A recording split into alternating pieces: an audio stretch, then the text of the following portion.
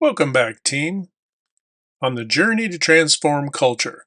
I'm Steve, and I'll be your guide. Well, team, hoping everyone has had a fantastic week. Weather's starting to cool off. It's the fall, and depending on when you're listening to this, of course, but wanted to jump straight in, folks, with a conversation, or really to go over the resolution of conflict.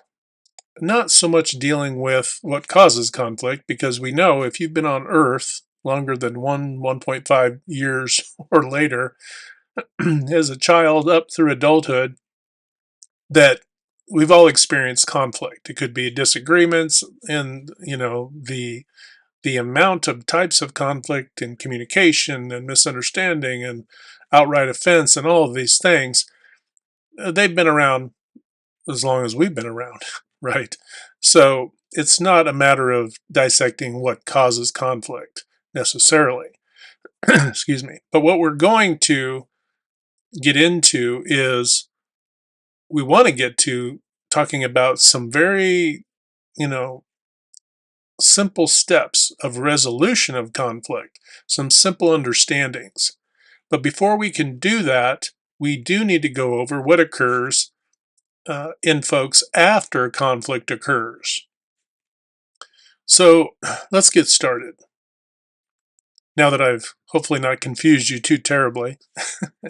All right, so let's get started. Let's start with the definition. All conflict starts on the inside of a person. This feeling turns to lack, hurt, trauma, and betrayal. When this suffering turns to frustration and anger, then people and groups seek justice. You could say fairness. When justice is not perceived, three streams of action are the result. And these three streams we're going to talk about. And we're going to go from the top to the bottom, starting from left to right, top to bottom. Excuse me. So let's start from the left, in the very beginning. When no justice is actually or perceptually received. So you could say fairness in place of justice. When no fairness is actually or perceptually received. So even, let's just say there are two people who are in an argument, and somebody appears to have won the argument, and the other person maybe appeared to lose the argument.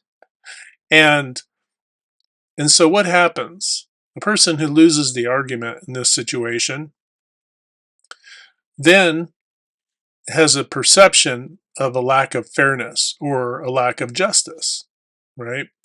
Now, in mature human beings, this isn't a difficulty. You can lose an argument based on factual information. But it isn't just argument. Conflicts aren't just communication. They're that and much more, right? So, but when no justice or fairness is actually or perceptually received, let's start with the top line. Let's go into self-sabotage. You see this embedded throughout our entire culture globally. Self-sabotage occurs in so many ways. So why does the self-sabotage occur? Well, it occurs because what? We're covering up the pain of the betrayals and the hurts and the anger and the frustration, right? You might see it, some people live this way at the end of every day, at the end of every week. Codependent behaviors, moving to the right of self-sabotage at the top, in the form of alcohol. Alcoholism is rampant in cultures everywhere, globally. Then next down from that, drugs. Then next down from that, food. Food may even be worse, right? So food and the types of foods that we eat, and we see how that affects health. All of these affect health. Almost all codependent behaviors have an impact on health. Then below food, it could be obsessions of any kind. It could be people who are, I guess you could say, adrenaline junkies, right? There's going out and doing fun things and being involved in adrenaline things. But the whole concept of anything with the word junkie behind it should tell you something, right? So any obsession where you're kind of in the junkie mode, right? If you're a collector of this, that, or the other thing, we see where people who, you know, hoarders, right? That's an example of obsession, right?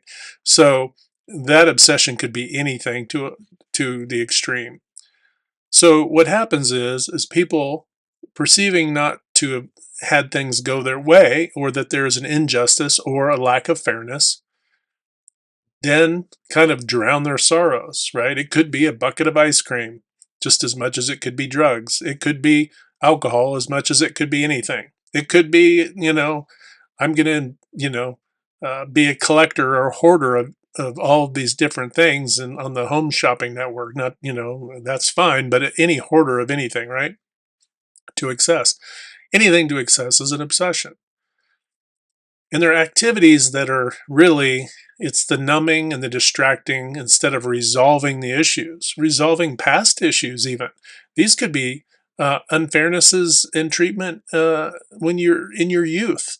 It could be that you were maybe bullied in school and now you've grown up with the, kind of the reverse chip on your shoulder where now every time you are somewhat triggered, you then fall into codependent behaviors. It could be relationships, same way that people fall into these codependent behaviors. Why? To numb out, distract themselves from dealing with issues. It could be families.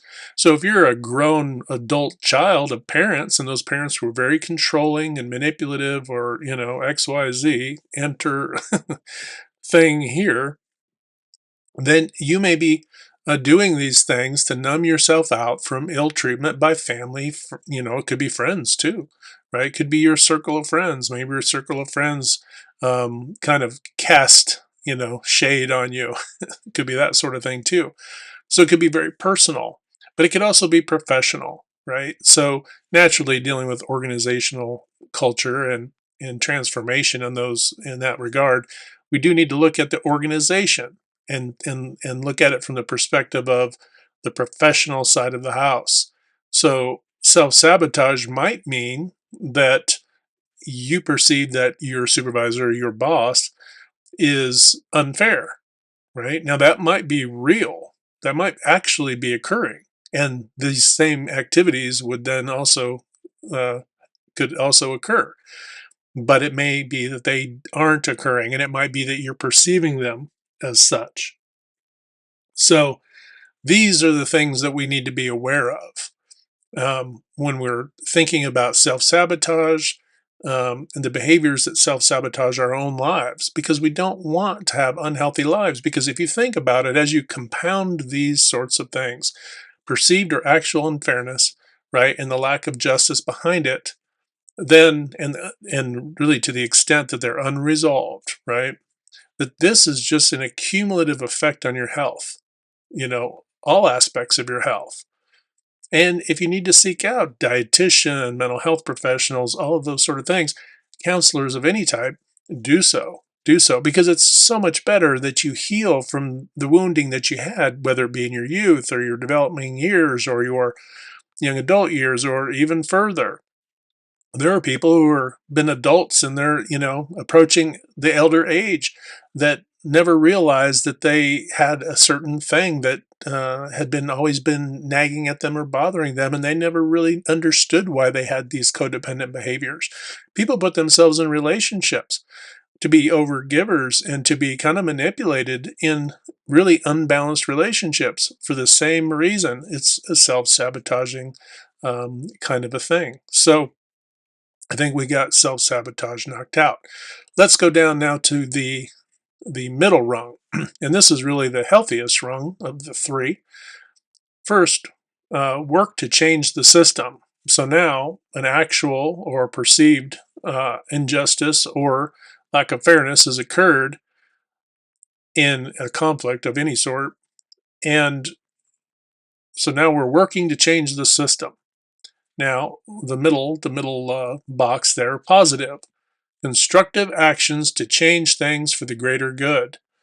I put in there real briefly idea program, because it could be that your organization has an idea program. If it was a family, right, with the same kind of concept, it would be the monthly, hey, let's sit around the table and talk about things and, you know, kids or whatever it might be, air their grievances, whatever it is, right? But something in a positive, with a positive mechanistic, systemic way of handling, um, changing the way things are working so that everybody wins. The whole idea is to get a win for everybody. So there's fairness. And justice and fairness does not occur when you tip the scales from one direction all the way over to the other direction. This is the misconception about a justness or fairness. It is an equaling, right? There's an equal, there is a homeostasis, there is a balance to it. And, and a lot of culture gets this wrong. And if we get it right, we find that this isn't, justice and fairness isn't about vengeance. Vengeance is tipping the scales in the other way to, I'll show you kind of an attitude. That's not what justice and fairness are about. They're about evening up and creating equilibrium in an organization, in culture, in the culture at large, even families, any relationship whatsoever.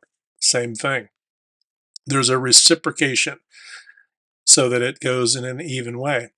Now, if this goes to the negative as we move to the right after the or there, this is where it goes a little downhill. If you're working to change the system, but it's in the negative, you're changing the system now for self-serving change that only results in personal gain or advantage over others.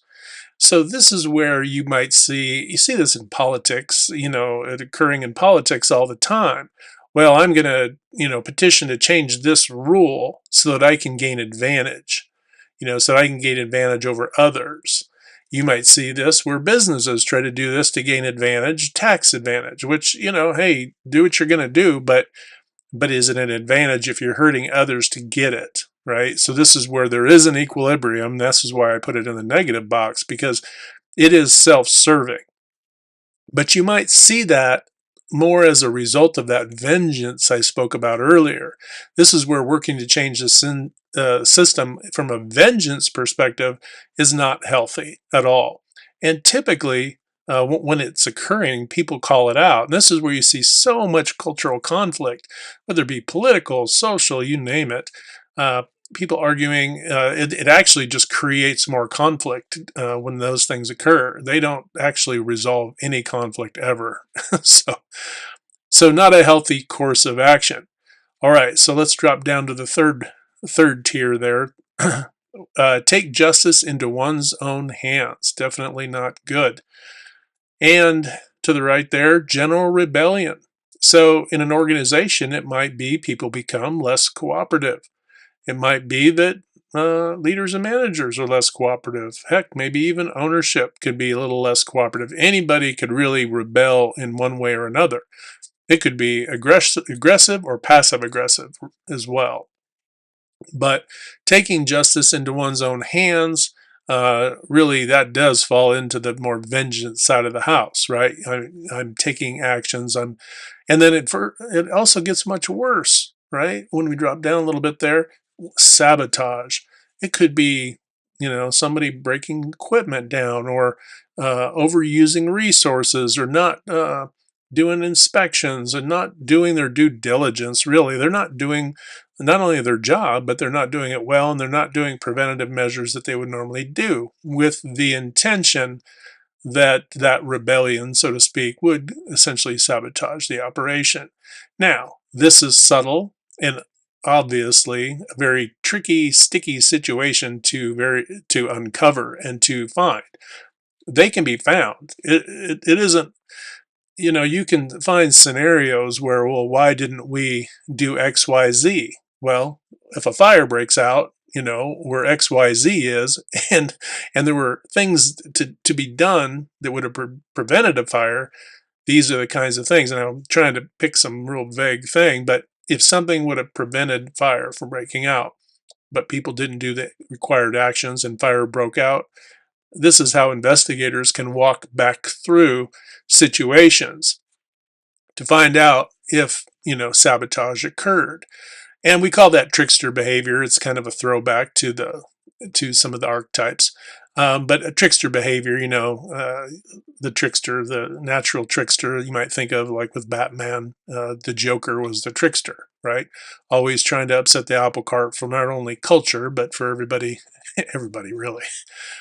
And that's kind of how the Joker found entertainment. Well, guess what? It's no different with people who are in a rebellion taking justice into their own hands. No different.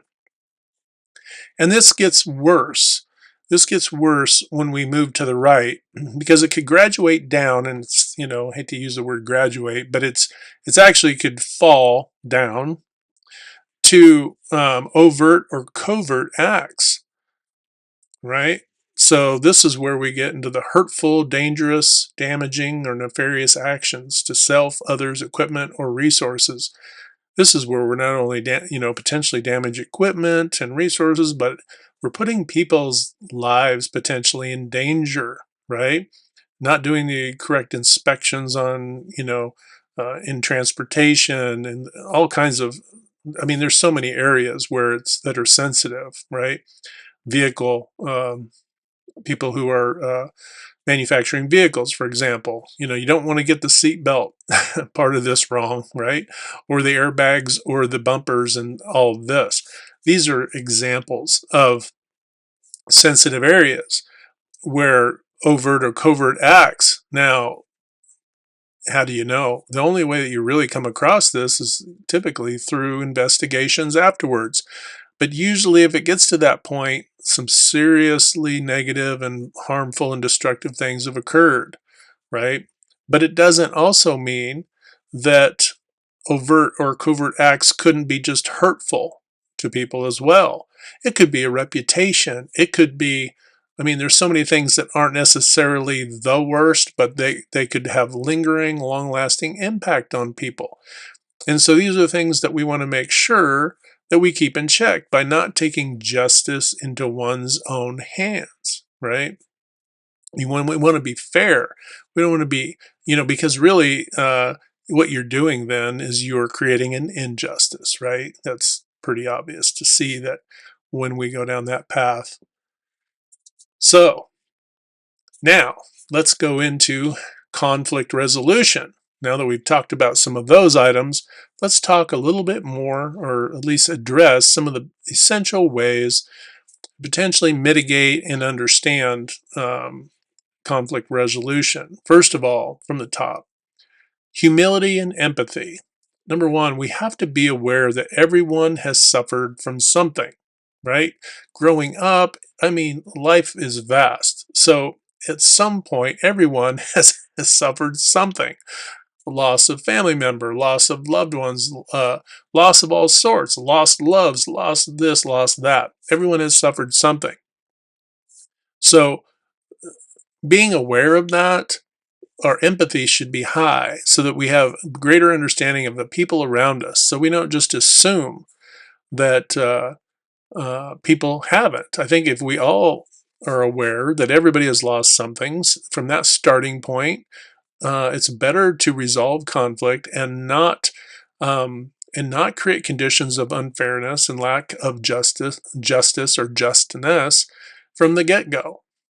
Number two, some relive their suffering every day, and they're trying to break free from their own self-imposed mental or emotional prisons, right? So they're carrying these events with them, and as they try to work through them, right, they might be a little rubbed sideways when other things occur, because now it may feel to them like a piling on, or it may feel similar.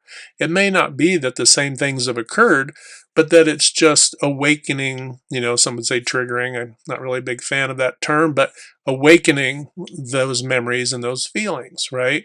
And anything that's generated from a feeling has to really be guarded, because a feeling doesn't justify anyone taking any course of action negatively.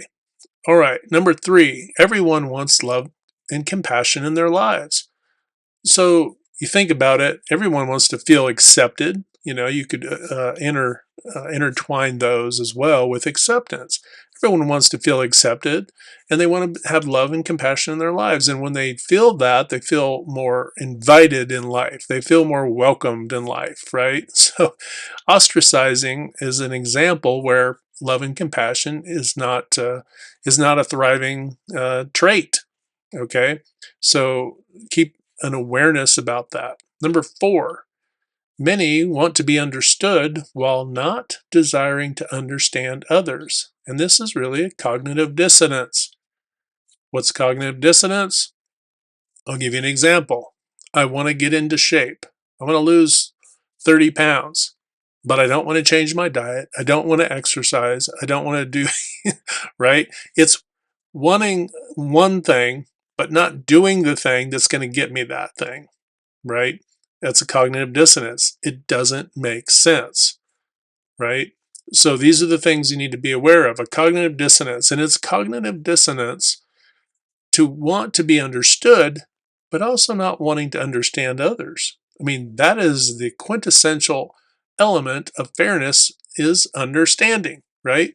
And so if you want to be understood, you then also have to try to understand, right? So fight the cognitive dissonance in number 4. Many want to be understood while not desiring to understand others. So desiring to understand others is what we want to do. Number 5, everyone wants to be comforted and reassured, even beneath hard exteriors and superficial distractions. So even the roughest, tumblest people all have a soft side. Everybody has a sensitive side, even if it's on the inside, even if you've never seen it and they're gruff and they're just kind of hard exterior and that sort of thing. Everyone wants to be comforted and reassured. Everyone wants to know that, hey, it's going to be okay. We'll figure it out. Don't fret. We're going to figure it out. Right. So that's some general principles of humility and empathy that we are able to not only want this for ourselves, but also understand that we should also be those who make and facilitate this for others as well, even creating conditions for it. It isn't necessarily you have to be the one, but if you're helping to create those conditions, not only is that helping your culture, it's also transforming your environment for the better. Let's drop down now to actions to take to begin resolving the conflict. Number 1, and let's foot stomp this one, do not overtly or covertly take justice into your own hands. Yes, let's repeat that. Do not overtly or covertly, right, obviously and subtly, take justice into your own hands. I don't think we need to harp on that anymore. When you do that, you are going down that third rung that we just spoke of previously, and that's not going to lead you anywhere healthy or anyone around you to a place of better health and thriving livelihood. Number 2, work to stop codependent behaviors, obsessions, addictions, or any emotional or professional codependency, including a need for validation. So that's an internal job, right? This is one where we have to check ourselves. Hey, am I a person that, maybe I drink too much? Do I eat too much? What am I doing too much of? What is taking foothold? What do I cling to when I'm not feeling good? You know, it's one thing to have, watch Netflix and cozy up and under a blanket and have a good nap on a Sunday. Great, fine, good. There's a difference between good self-care and recharging your batteries and getting good rest. We're not arguing with any of that. But what we are saying here is anything to obsess, anything that is distracting you from dealing with the issue, right? It'd be better to go speak right to the person that's driving you nutty than it would be to just allow it to drive you to do things that you shouldn't do to hurt yourself, right? You hurt you and your health over the long term. That also includes the need for validation. I can't remember which part of the world where they say this off the top of my head, but attachment is the beginning of sorrow or something of that sort. If you need validation from someone, right, to feel like that you matter, that's problematic. You matter. Whether people outside of you validate you or not, you matter. And never forget that. because you may not get that, and that's difficult. And I would highly encourage people who coach and lead teams. It doesn't matter if they're organizationally driven or teams themselves, but I would highly encourage you to encourage people and show appreciation, and not to validate them or to give them the validation that they seek, but to remind them how important they are so that they do have a sense of appreciation. And the validation will be that they are part of the group, part of the team. Being part of the team oftentimes is validation enough, but you don't need that either. Ultimately, you matter irrespective of any of those things. But it doesn't mean we can't go above and beyond as leaders, mentors, coaches, to be able to stoke those flames and really make them feel great. I just think that's a fantastic thing. Number 3, work positively to change internal and external systems to heal and improve everyone in your environment for the common good. So, that's just doing the work, systemically, kind of coming back to that. If it's your organizational culture, hey, create a system that promotes a healthy exchange of ideas and communication. And this could go right into your family, into your communities, all of that. The system should be a healthy one, though, with a common good as the outcome. That's what we're shooting for. So, this is something we need to keep in the forefront of our mind, the common good.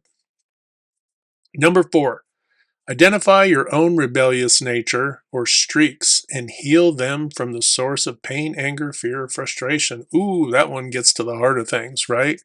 Identify your own rebellious nature or streaks and heal them from the source of pain, anger, fear, or frustration. Now, that rebellious nature, right, doesn't necessarily mean that you're doing some nefarious thing.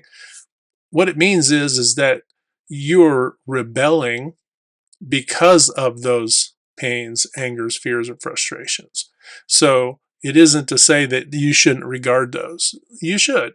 And, whether, like I said before, whether that's counseling, coaching, mentoring, talking with friends, whatever it might be, for you to deal with those pain, anger, fear, frustrations, do that, right? Start peeling away at those things and come to terms with those and heal those things. If you've been on the outs with somebody for, it could be decades, it could be days, whatever it is for you. Hey, uh, mend those fences, because we just never know. We may not have the chance to mend those fences, and why not now, right? I mean, I just think it's super important to do that, to heal anything that is unhealed. All right.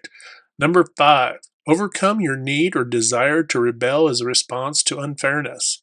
A little bit of a piggybacking on number 4, but don't let your fear control you. That's really kind of where the driver is.